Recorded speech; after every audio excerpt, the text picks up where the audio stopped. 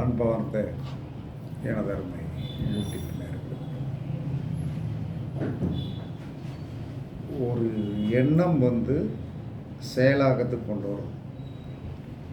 இப்போ நம்ம கோயிலுக்கு போய் தீபம் போடுறது, நம்ம சில நேமுகங்கள் போட்டு எனக்கு இந்த காரியம் நடந்தால் மொட்டை போட்டு விடுகிறேன், இந்த காரியம் நடந்தால் கிடா வெட்டி பொங்கல் வைக்கிறேன் அப்படிங்கிறதெல்லாம் பெரிய லெவலில் உள்ள பரிகாரம். குறைஞ்சது இன்றைக்கி ஒரு கிடா வெட்டுவதோ ஏதோ ஒரு கோயிலுக்கு செஞ்சாலும் 10,000 ரூபாய்க்கு குறைஞ்சி எந்தவித செலவுகள் இல்லாமல் இல்லை. ஆனால் ரொம்ப இலகுவாக ஒரு விஷயத்தை நம்ம செய்யணும். ரொம்ப இலகுவாக, ஆனால் கவனமாக அதை செயல்படுத்துவதற்கு நமக்கு அந்த ஒரு மனப்பக்குவம் வேண்டும். அந்த மனப்பக்குவம் என்ன சொல்கிறாங்கன்னா, எப்போ அதை செயல்படுத்தினால் நாம் என்ன நினச்சாலும் சரி, நீங்கள் நல்லது தான் நினைக்கணும் அப்படிங்கிறது, நான் யாரையும் நல்லது நினைங்க கெட்டது நினைங்க, அது உங்களுடைய தனிப்பட்ட விஷயம். எது நினைச்சாலும் நடக்கும். அந்த நடப்பதற்கு என்ன செய்யணும் அப்படின்னா, நாம் எப்பயுமே குளிக்கும்போது நாம் ஒரு எண்ணங்களை நினைச்சு என்ன உங்களுடைய தேவையோ, அன்றைய நாளுடைய தேவையாக கூட இருக்கலாம், அது என்ன சொன்னால் ஒரு மாத தேவையாக இருக்கலாம், ஒரு வருஷ தேவையாக இருக்கலாம், ஒரு பூமியாக இருக்கலாம், ஒரு பணமாக இருக்கலாம், ஒரு பொருளாதாரமாக இருக்கலாம், ஒரு எதிரி என்று சொல்லக்கூடியவன் வீழ்த்துவதாக கூட இருக்கலாம். அப்போ குளிக்கும்போது அந்த எண்ணங்களுடனே நம்ம குளிக்கணும். அப்போ எண்ணங்களுடனே குளிக்கும்போது அது என்ன செய்யும்னா செயலாக்கத்துக்கு வந்துவிடும். 100% செயலாக்கத்துக்கு வந்துவிடும். இது ஒரு ரகசியம். குளிக்கும்போது நம்ம என்னென்னமோ நினச்சிட்டு குளிக்கிறத விட, பையனுக்கு வேலை கிடைக்கணும்னு நினச்சிக்குவோம், குளிங்க. யாருக்காவது வீட்டில் பெரியவங்களுக்கு உடம்பு சரியில்லை அப்படின்னா, பெரியவங்களுக்கு சீக்கிரமாக உடல் நலம் சரியாகணும்னு குளிங்க. அப்போ அந்த குளிக்கும்போது ஏற்படக்கூடிய உடலில் ஒரு மாற்றம் ஏற்படும். இதில் என்ன சொன்னால், வெண்ணி தண்ணி குளிக்கக்கூடாது, பச்சை தண்ணி தான் குளிக்கணும். அப்போ உடனே இமீடியட்டாக நமக்கு கொஞ்சம் சோர்வாக இருக்குது. அடுத்த செகண்ட் என்ன சொன்னான்னா, ஒரு இடத்துல போய் தண்ணியில் பாட்டில் வாங்கி மூஞ்சி நல்லா கழுவி துணியை வச்சு துடைக்கும் போது ஒரு ஃப்ரெஷ்னஸ் கிடைக்கும். அப்போ அந்த தண்ணீருக்கு என்ன சொன்னான்னா, அவ்வளவு தூரத்திற்கு ஃப்ரெஷ்னஸ் கொடுக்கக்கூடிய ஒரு சக்தி உண்டு. இது ஆதி காலத்தில் பண்ணப்பட்டுள்ள ரகசியமான பரிகாரம். குளிக்கும்போது அவன் அந்த 10 நிமிஷம் குளிக்கும்போது அதே சிந்தனை, திருமணம் சம்மந்தப்பட்டது, பொருளாதாரம் சம்மந்தப்பட்டது. அப்போ அந்த மனிதன் குளிக்கும்போது வரும் எண்ணம் செயல்படுத்திடுவோம். சரி, கடலில் குளிக்கும்போது, கடல் ஒரு அற்புதமான பொக்கிஷம். ஆனால் நிறைய பேர் போய் குளிக்கிங்க, ஆனால் கடலில் குளிக்கும்போது என்ன சொன்னான்னா, என்ன காரணத்துக்காக கடலுக்கு போனோம் அப்படிங்கிறது தெரியாமலே போய்கிட்டு இருக்கோம். அப்போ அந்த கடலில் எப்போ குளிக்கும் போதும் நீங்கள் வெற்றி பெற வேண்டும் என்று சொன்னார். கடலில் குளிக்கிறதுக்கு ஞாயிற்றுக்கிழமை போயிடுறோம், திங்கக்கிழமை போயிடுறோம், என்னமோ ஒரு கிழமையில் போயிடுறோம். கடலில் குளிக்கப்படுகின்ற நாளில் சந்திரன் ஜலராசியில் இருக்கணும். அப்போ தான் உங்களுக்கு நிறைய பேர் கோயிலுக்கு போகிறான், கோயிலுக்கு போயிட்டு என்ன சொன்னான்னா, கடலில் குளிச்சுட்டு வந்தேன் அப்படிங்க, வெற்றி கிடைக்காம போயிடும். அப்போ கடலில் குளிக்கின்ற நாள் அந்த சந்திரன் என்ன சொல்கிறான்னா, கடகத்தில் இருக்கணும், அல்லது விருச்சிகத்தில் இருக்கணும், அல்லது மேனத்தில் இருக்கணும். இப்போ நம்ம சனி ஞாயிறு தான் நமக்கு பிரச்சனை. நான் லீவ் நாளாக இருக்குது, அங்கே பார்த்தா ஒரே அப்படியே என்ன சொல்கிறான்னா, பயங்கரமான கூட்டம் இருக்கும்.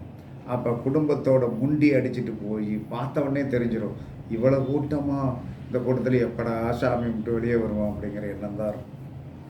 அப்போ என்னைக்கு உங்களுடைய கோரிக்கை வெற்றி பெற வேண்டும் என்று சொன்னால் லீவு நாளையில் கோயிலுக்கு போகாதீங்க. லீவு நாளையில் கோயிலுக்கு போனீங்கன்னா உங்களுக்கு கசகசப்பான தன்மை வந்துடும். உங்களுக்கு குழந்தை குட்டிகளோட கூட்டிகிட்டு போகும்போது வந்து ஒரு மனம் செஞ்சுனாங்க. கூட்டத்தை பார்த்த உடனே என்ன சொல்கிறான்னா, நீங்கள் என்ன செய்வீங்க, உங்களுக்கு ஒரு இரிட்டேஷன் தான் தோணும். அதனால தான் எங்கள் அலுவலகத்தில் எப்பயுமே கூட்டமே சேர விட மாட்டேன். என்ன காரணம்னா, கூட்டம் சேர்ந்துட்டோம்னா எனக்கு ஜோசியம் பார்க்குறதுக்கு வந்து இன்ட்ரெஸ்ட் வராது. யாரை வந்து உட்கார வச்சு அவன்கிட்ட ஃப்ரீயாக பேச முடியும்? அப்போ அப்பாயின்மெண்ட்டு அப்படின்னு வந்துச்சுன்னா அந்த ஒரு அப்பாயின்மெண்ட்டு தான் ஒரு நாளைக்கு உணவு. இப்படி வச்சுக்கணும் நினைப்பாங்க, என்ன பெரிய ஜோசியர்னு பேசுகிறாங்க. கடைசியில் வந்து வர்றவங்க அப்படி தான் நினைப்பாங்க, ஆள் கூட்டமே காணும் அப்படின்னா. உனக்கு சரியாக வந்து என்ன சொல்கிறேன்னா, உன்னை விளங்க வச்சு உனக்கு புரிய வச்சு உன்னுடைய கர்மாவை சொல்லி நீயே என்ன செலவாகும் சாமின்னு சொல்ல வைக்கிறதுக்கு தான் அங்கே கூட்டமே இல்லாமல் ஆக்கினது. இல்லைன்னா கூட்டமாக அழகாக வந்து என்ன சொன்னா வாசலில் வரைக்கும் உட்காந்துருப்பானுங்க, சாயந்தரம் வரைக்கும் வந்து என்ன செய்ய சொல்லி மாளாது. அப்போ நம்மளுடைய மூளை வந்து சரியாக செயல்பட வேண்டும் என்று சொன்னால் அளவீடை வந்து குறைக்கணும். குறைச்சி அதில் வந்து என்ன சொன்னா நம்ம பரிமளிக்க முடியும். அப்போ நீங்கள் கூட்டத்தில் போய் எந்த கோயிலில் கும்பிட்டு வந்து பெரிய வெற்றி அடைய முடியாது, நடக்கவே நடக்காது. அப்போ கடலில் குளிக்கும்போது, கடலில் எப்போ குளிக்கணும் அப்படின்னா வந்து ஜலராசியில் சந்திரன் இருக்கும்போது குளித்து நீங்கள் வேண்டுகின்றது கூட அத்தனை நடந்துடும். அப்படி யாராவது ஜலராசியில் சந்திரன் இருக்கும்போது, விருச்சிகத்திலேயோ மீனத்திலேயோ கடகத்திலேயோ சந்திரன் இருக்கும்போது அன்றைக்கி கோயிலுக்கு போகிறீங்க, டெஃபினட்டாக கிடையாது. சனி ஞாயிறு ஏதோ ஒரு நாள் போயிடுறோம் அப்படிங்கிற ஒரு எண்ணத்தை செயல்படுத்த வேண்டாம். தண்ணீர் குடிக்கும்போது, ஒரு டம்ளர் தண்ணி குடிக்கும்போது நீங்கள் ஒரு எண்ணத்தை நினைத்தீர்கள் என்று சொன்னால் அது நடந்துவிடும். ஆனால் ஒரு தடவையில் நடக்காது. தண்ணி குடிக்கும் போதில் உனக்கு என்ன தேவையோ மனசுக்குள்ளே வேண்டிக்கங்க, அது என்ன வேண்டுனாலும் நடக்கும். தண்ணீருக்கு அவ்வளோ மரியாதை உண்டு. அப்போ கடலில் குளிக்கும்போது நினைப்பதற்கு மரியாதை உண்டு. அந்த கடலில் குளிக்கின்ற நாள் ஜலராசியில் சந்திரன் இருக்கணும். வீட்டில் குளிக்கும்போது என்ன சொல்கிறான்னா வந்து அந்த குளிக்கின்ற 10 நிமிஷம் ஒரே எண்ணமாக இருக்கணும், இந்த காரியம் நடக்கணும் அப்படின்ட்டு. அந்த மனசுக்குள்ளே அதை ஆட்டோமேட்டிக்காக சிந்தனை வந்துடும். அப்படி இருக்கணும். இப்படி எந்த ஒரு மனிதன் இதை செயல்படுத்துகிறானோ அவனுக்கு வந்து என்ன சொன்னான்னு நினைத்ததெல்லாம் நடக்கும். நினைத்ததெல்லாம் அவன் என்ன சொல்லியிருக்கான் சாஸ்திரத்தில், மனம் போல் வாழ்வு. அப்போ மனம் போல் வாழ்வுன்னா என்னதுன்னா, உன்னுடைய எண்ணம் எதுவாக இருக்கிறதோ அதுதான் உன்னுடைய வாழ்க்கை. அப்போ மனம் போல் வாழ்வு என்பது என்னது? மனம் போல் வாழ்வு என்பது என்ன சொல்கிறான்னா வந்து நாம் சதா என்ன சிந்தனை பண்ணுகிறோமோ அது நடக்கும். அப்போ நம்ம வந்து எங்கேயோ கொண்டு போய் வந்து என்ன சொன்னால் ஒரு இடத்துல வந்து என்ன சொன்னால் நம்மளை அடமானம் வைக்கணும், எனக்கு இதை நடத்தி கொடுங்க அப்படின்ட்டு. இடம் நடத்தி கொடுக்கும், உனக்கு அந்த திறமை இருக்கிறது. அப்போ அங்கே போய் வந்து நம்மளோட அடமானம் வைக்கும். அப்போ அடமானம் வைக்கும்போது என்ன ஆகுது அப்படின்னா, நாம் வந்து நடந்தாலும் ஏற்றுக்கொள்ள வேண்டியதான், நடக்கலைன்னா இல்லை ஏற்றுக்கொள்ள வேண்டியதான். அப்போ வாழ்க்கையில் வெற்றி வேண்டும் போது குளிக்கிற தண்ணீர் கூட வந்து என்ன சொல்கிறான்னா வந்து ரொம்ப அழகாக நல்லா வந்து என்ன சொல்கிறாங்க, செலவுலன்னு இருக்கக்கூடாது. உங்கள் வீட்டு மாடி இல்லை தொட்டி இருக்குது பார்த்தீங்களா, எந்த தொட்டி, அந்த ஒரு சிங்க் வச்சுருப்பீங்களா, அதை போய் திறந்து பாருங்கள். ஏன்னா நீங்கள் கீழேருந்து இங்கே குளிச்சிக்கிட்டு இருப்பீங்க. ஏன்னா வீட்டில் இருக்கிற மனைவியோ அங்கே இருக்கிற வேலைக்காரர்களோ தொட்டியை அலசினாங்களான்னு நீங்கள் என்ன சொன்னோன்னா 15 நாளைக்கு ஒருக்குனாலும் 20 நாளைக்கு ஒருக்குனாலும் உங்கள் மேலே இருக்கிற அந்த தொட்டியை வந்து ப்ளீச்சிங் பவுடர் போட்டு வந்தோன்னு சொன்னால் நீங்கள் அலசணும். அப்போ அலசாமல் வந்துருச்சு அங்கே புழு பிடிச்சிருக்கிற தண்ணி வந்து என்ன சொன்னால் நல்லி வெளி வராது. அப்போ நம்ம ஹாயாக குளிச்சிட்ருக்கோம்னு நினைப்போம். முதல்ல போங்க அங்கே மேலே போய் தொட்டி அலசப்பட்டிருக்கிறதா, அலசப்படலைன்னா அதற்கு ஆள்களை கூப்பிட்டு இல்லைன்னா நீங்களே வந்து குனிஞ்சு நல்லா அலசுங்க. அதுவே தண்ணியை சுத்தம் பண்ணுவதே ஒரு பரிகாரம். தண்ணீரை சுற்றப்படுத்துவது, அந்த சிங்கை வந்து சுத்தப்படுத்துவதே ஒரு பரிகாரம் தான். எப்படி வந்து என்ன சொன்னேன்னா, வீட்டில் ரொம்ப பிரச்சனை இருக்குது, ரொம்ப கஷ்டம் இருக்குதுன்னா, உங்கள் செப்டிக் டேங்கை கிளியர் பண்ணுங்க. உங்கள் செப்டிக் டேங்கை கிளியர் பண்ணுங்கள். ஒருத்தனை கூப்பிடுங்க, கூப்பிட்டு வந்து என்ன சொன்னேன்னா, செப்டிக் டேங்கை வந்து நீட்டாக நின்று வந்து கிளியர் பண்ணி வந்து எடுத்துருங்க. எப்பெல்லாம் குடும்பத்தில் வந்து பிரச்சனை தலைக்கு மீறி போகுதோ, ஏன்னா ஒரு 2000 செலவழியும். இது ஒரு பரிகாரம். அப்போ அந்த கழிவு என்று சொல்லக்கூடிய கேது பகவானை தூக்கி எங்கேயோ ஒரு இடத்துல தூக்கி அடிக்கும்போது அந்த தொட்டி வந்து என்ன சொல்கிறேன்னா, நிமிர்ந்திருக்கிறது வந்து குறைஞ்சிரும். அப்போ அங்கே குறைஞ்சிரும். அப்போ நம்ம வீட்டு தண்ணி தொட்டியை வந்து நாம் அலசுவதனாலும், தண்ணி தொட்டி அலசணும். எங்கள் தோட்டத்தில் இருக்கிற தொட்டியை வந்து என்ன சொன்னேன்னா வந்து ஒரு மாதத்துக்கு வரைக்கும் 1.5 மாதத்துக்கு வரைக்கும் அப்படி எட்டி பார்த்த உடனே பாசி பிடிச்சிருந்ததுன்னு ஒரு ஆளை கூப்பிட்டு போய் வேலைக்காரரோடு ஒரு ஆளை கூப்பிட்டு போய் 500 சம்பளம் கேட்போம்னா வாங்கி கிடச்சிடும். நல்லா சுத்தமாக அப்படி அந்த தொட்டியை திறந்து பார்த்தோம்னா பளீர் என்று நம்ம முகம் தெரியும். சும்மா கிடையாது. பணம் வேணுமா, பொருளாதாரம் வேணுமா, வெற்றி வேணுமா, சுத்தம்தான். 4ஆம் இடம் என்பது சுகஸ்தானம். 4ஆம் இடத்திற்கும் எப்பயுமே 2ஆம் இடத்திற்கும் ஒரு தொடர்பு உண்டு. சுத்தமான இடத்தில் வந்து இருந்து பாருங்கள், சுத்தமான படுக்கையில் படுத்து பாருங்கள்.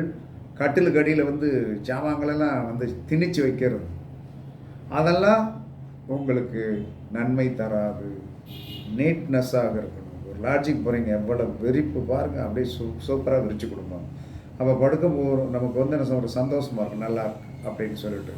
அப்போ நம்ம வீட்டு வந்து என்ன சொன்ன மேல் தொட்டியை கிளியர் பண்ணுவது நமக்கு மைனஸாக இருக்கிற ஒரு விஷயம் கிளியர் ஆகும். நிலத்தடி நீர் தொட்டி இருக்குதா வீட்டில் கேளுங்க, எத்தனை நாள் ஆச்சு அலசி, இல்லைனா ஆளை கூப்பிட்டு அலச சொல்லுங்கள். தோட்டத்தில் தொட்டி இருக்குதா, தோட்டத்து தொட்டியை வந்து அலசுங்க. பிரச்சனைகள் அதிகமாகி கொண்டு போய்கிறதா, செப்டிக் டேங்கை கிளியர் பண்ணுங்க. இதெல்லாம் வாழ்க்கையில் வந்து என்ன சொன்னான்னா நம்மளை வந்து என்ன சொன்ன உயரத்திற்கு கொண்டு போகக்கூடிய அற்புதமான பொக்கிஷங்கள். இது குளிக்கும்போது வந்து என்ன சொன்ன ஒரு எண்ணம் செயல்படுத்தினால் வெற்றி, கடலில் குளிக்கும்போது செயல்படுத்தினால் வெற்றி. நான் தண்ணீர் குடிக்கும்போது என்ன சொன்னான்னா பணம் வேணும் அப்படின்னு சொல்லிட்டு மெதுவாக மடக்குன்னு குடிக்கக்கூடாது. தண்ணீர் குடிப்பதை எப்படி குடிக்கணும், சும்மா அப்படியே கொஞ்சம் உள்ள அதுக்கடுத்து உள்ள அப்படியே வச்சுருந்து அப்படியே குடிக்கணும். மடன்னு குடிக்கிறது, மடன்னு சோறு சாப்பிடும் போது நிதானமாக சாப்பிடுங்க. அதுவே பணவர் வாயை கொடுக்கும். அள்ளி வந்து என்ன சார் சப்புன்னு போட்டுட்டு என்ன சார் சாப்பிட்டாச்சா அப்படின்னு இருக்கக்கூடாது. 10 நிமிஷம் நாள் என்ன சார் 10லேருந்து 15 நிமிஷம் நாள் என்ன சார் சாப்பிடணும், நிதானமாக சாப்பிடணும். அப்படி சாப்பிடும்போது அன்னம் என்பது சந்திரன், அவன் வாக்குஸ்தானத்தில் போய் வந்து என்ன சொன்னான்னா காலபுருஷனுடைய வாக்குஸ்தானத்தில் போய் உச்சமாகறான். சுக்கிரன் வீட்டில் உச்சமாகறான். அந்த அன்னத்தை பொறுமையாகவும் நிதானமாக கையில் எடுத்து சாப்பிடுங்க. இந்த கரண்டி வச்சு சாப்பிட்றதெல்லாம் தருத்திரம். ஆமாம், கரண்டிங்கிறது சனி தானே. அப்போ அந்த சனியை எடுத்து வச்சு வாயில் வச்சு சாப்பிட உனக்கு காரியம் தடையாது. பெருமையாக வந்து கரண்டி அதில் இன்னொரு கரண்டி சேர்த்து வச்சுக்கிட்டு இப்படி வச்சு திங்கிறது, இதெல்லாம் வந்து தருத்திரத்தோட அறிகுறிகள். அழகாக கரண்டி வச்சுன்னு தூக்கி எடுத்து வச்சுட்டு எவனும் பார்க்காம நம்ம மென்மையாக எடுத்து இந்த 5 பஞ்சபூதங்களில் 5 பஞ்சபூதம் இருக்குதுல்ல, இதில் ஒரு பூதத்தில் வந்து என்ன சொன்ன பணம் இருக்குது. இதில் ஒரு பூதத்தில் பணம் இருக்குது. அதை யார் வந்து ஆக்டிவேஷன் பண்ணுவதே கிடையாது. நீங்கள் குபேரமுத்திரைன்னு சொல்லி அது உலகத்துக்கு எல்லாத்துக்கும் தெரியும். தெரியாத ஒரு விஷயம் உள்ள இருக்குது. அதை நீங்கள் வந்து என்னை இணைத்தீர்கள் என்று சொன்னார். கண்டிப்பாக வந்து என்ன சொன்னால் பொருளாதாரம் வரும். அதனால் ஒரு சக்தியை வந்து செயல்படுத்துவதற்கு 17 செகண்ட்ஸ் வந்து இடைவிடாத ஒன்றை நினைத்தோம் என்று சொன்னார். அதில் மாற்றம் இருக்கக்கூடாது. 17 செகண்ட்ஸ் என்பது ஒரு ரொம்ப பெரிய கால அளவு கிடையாது. 17 செகண்ட்ஸ் என்பது 17 செகண்ட்ஸ் வந்து ஒரு விஷயத்தை நாம் நினைத்தோம் என்று சொன்னால் அது கண்டிப்பாக நடந்துவிடும். அது இறப்பாக இருந்தாலும் நடக்கும். ஏன்னா 17 என்பது 8. அப்போ கண்ணை வைக்கிற நேரத்தில் ஒருத்தன் தூக்கு போட்டு ஜாகிறான்னா 17 செகண்ட்ஸ் செத்துருவான்ல, அவ்வளோதான். அப்போ அந்த 17 செகண்டுக்கு வாழவும் வைக்க தெரியும், தாளவும் வைக்க தெரியும். அதனால் 17 என்பது சனி. அப்போ அந்த 17 செகண்ட்ஸ் வந்து ஒரு மனிதன் ஒன்றை நினைத்தான் என்று சொன்னால் அது நடக்கும் என்று நிரூபிக்கப்பட்டுள்ளது. அதனால் வந்து என்ன சொல்லலாம், எல்லாரும் உங்களுடைய ஈர்ப்புகள், உங்களுடைய எண்ணங்கள் வெற்றி பெறுவதற்கு நான் சொன்ன நடைமுறையை கடைப்பிடிங்க. கோயிலுக்கு வந்து கூட்டமில்லாத அன்னைக்கு போங்க. அன்றைய நாளும் ஒரு பிரபஞ்சம் வந்து உங்களுக்கு கொடுக்க காத்திருக்கிறது. ஃப்ரீயாக போய் பாருங்கள், சாமியை வந்து நன்றாக பாருங்கள், பூசாரிக்கு நல்லா செய்யுங்க, மாலை வாங்கிட்டு போங்க. பூசாரிகிட்ட வந்து நல்லா இருக்கீங்களா, எத்தனை குழந்தைங்க, உங்களுடைய நட்சத்திரம் என்ன, ராசி என்ன, நல்லா இருக்கீங்களா, அடுத்த வட்டம் உங்களை வரும்போது எதிர்பார்ப்பேன், வாங்க நல்லா இருக்கீங்களா, பிள்ளைகளாம் நல்லா இருக்கா, என்ன தெய்வத்து பக்கத்தில் போய் தொண்டு செய்கிறோம் இல்லையா, அந்த கைகறி நமக்கெல்லாம் கிடைச்சிருக்கா, இல்லை இல்லையா. அப்போ அவர்கள் தெய்வத்திற்கு அடுத்த ஸ்தானத்தில் தெய்வத்தை வந்து என்ன சொல்கிறாங்கன்னா வந்து அவர் தெய்வத்துக்கு தொண்டு செய்து வறுமையில் இருக்கிறார். அதை நீங்கள் சிந்தனை பண்ணிப்போம். அதனால் ஒரு வெற்றிக்கு இத்தனை செயல்பாடுகளாக இருக்குது. ரொம்ப சிம்பிளானது. கண்டிப்பாக எல்லாரும் வெற்றி பெற வாழ்த்துக்கள் கூறி உங்களிடமிருந்து விடைபெறுவது சிப்பிப்பாறை ஜோதிடர் சாதன ஆத்மன் ஜெய பாலாஜி. சுகமே சொல்க, சுகமே சொல்க, வாழ்க வளமுடன், வாழ்க வணக்கம்.